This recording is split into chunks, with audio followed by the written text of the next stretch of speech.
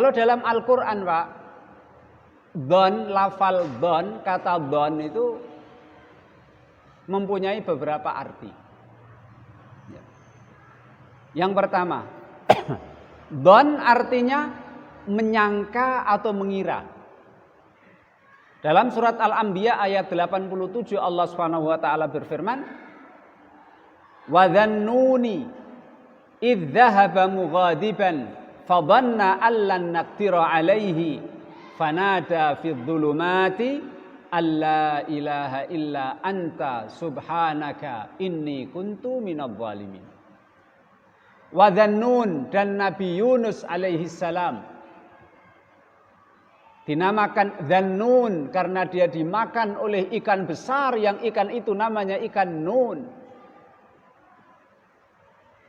Ketika dia pergi meninggalkan kaumnya, mughadiban, dalam keadaan marah, dia marah terhadap kaumnya karena sudah lama didakwai tapi tidak kunjung taat dan mengikuti ajarannya. Ketika dia pergi, fadhanna allan naqdira alaihi. Fadhanna, dia menyangka, allan naqdira alaihi, kami Allah Subhanahu wa taala tidak akan mampu memberi hukuman kepada dia. Akhirnya diberi hukuman oleh Allah Subhanahu wa taala, dimakan oleh ikan yang besar yang bernama Nun di dalam kegelapan 3 lapis. Gelapnya perut ikan Nun, gelapnya samudra, dan gelapnya malam. Fanada fid dhulumati alla ilaha illa anta subhanaka inni kuntu minadh dhalimin. La ilaha illa anta, tiada Tuhan kecuali Engkau ya Allah. Subhanaka, maha suci Engkau ya Allah. Inni kuntu minadh dhalimin, saya ngaku telah berbuat kesalahan dan dosa. Kemudian yang kedua, lafal dhon dalam Al-Quran bisa berarti ragu. Dhon bisa berarti ragu dalam Al-Quran. Dalam surat Al-Hajj ayat 15 Allah Subhanahu wa taala berfirman, "Man kana yadhunnu alla yansurahu Allahu fid dunya wal akhirah falyamtud bisababin ilas sama summa liyaqta falyandur hal yudhibanna kaiduhu ma yaghid." Man kana yadhunnu alla yansurahu Allahu fid dunya wal akhirah, barang siapa yang ragu, meragukan Allah Subhanahu wa taala akan menolong Rasulnya di dunia dan di akhirat,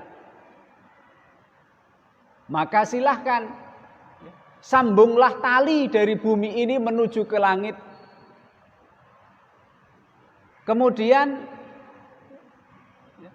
titilah, lewatilah tali itu. Kemudian lihatlah apakah kebencian, kemarahan itu dapat menghilangkan makar dan tipu daya dia. Apakah kemarahan yang ada pada dirimu itu bisa menghilangkan atau memenangkan makarmu? Jadi ayat ini mengatakan, kalau engkau ragu, mangkana yadhunnu alla yansurahullahu wa rasuluh, barang siapa yang menyangka, ragu, Allah akan, apakah Allah benar-benar nanti menolong Allah dan Rasulnya, falyamtud bisababin ilas sama. Ini arti yang kedua. Kemudian arti yang ketiga, dhon itu bisa dalam Al-Quran artinya yakin. Jadi tadi makna yang pertama adalah menyangka, yang kedua ragu, yang ketiga, makna yang ketiga dari dhon bisa bermakna yakin.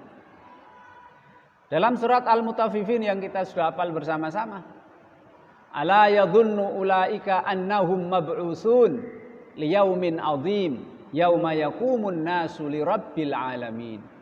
Ala yadhunnu ulaika, kenapa orang-orang itu tidak meyakini kalau mereka nantinya akan dibangkitkan oleh Allah Subhanahu wa taala setelah mereka mati. Kapan? Liyaumin azim, di hari yang sangat besar, yaitu hari kiamat. Summa yaqumun nasu lirabbil alamin, kemudian manusia akan berdiri menghadapi hisab, perhitungan amal perbuatan dan menerima catatan amalan besok di mahsyar. Ala yadhunnu ulaika annahum mab'usun. Kenapa orang-orang kafir itu tidak beriman, tidak meyakini kalau mereka besok akan dibangkitkan setelah mereka mati. Ya. Kemudian Bapak Ibu saya hormati, don bisa berarti tuduhan. Don bisa berarti tuduhan.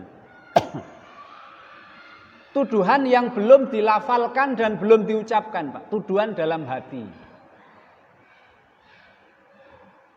Allah Subhanahu wa taala berfirman dalam surat Al-Hujurat ayat 12, ya ayyuhalladzina amanu istanibu katsiran minadh-dhann inna ba'dadh-dhanni ismu wa la tajassasu wa la yaghtab ba'dukum ba'dha ayuhibbu ahadukum ayyakula lahma akhihi maitan fakarihtumu wattaqullaha innallaha tawwabur rahim. Hai orang-orang yang beriman, jauhilah oleh kalian banyak don.